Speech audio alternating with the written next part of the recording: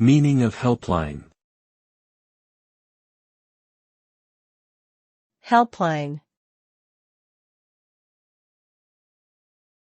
Helpline. Helpline. Helpline.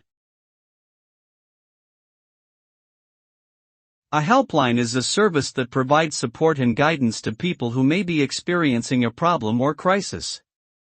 The term is often used to describe hotlines or telephone counseling services, but can also refer to online chat or email support. Helplines are typically staffed by trained volunteers or professionals who offer confidential assistance and information on a range of issues, such as mental health, addiction, domestic violence, and suicide prevention. The purpose of helplines is to provide immediate access to help and resources for those in need, and to promote safety, well-being, and recovery.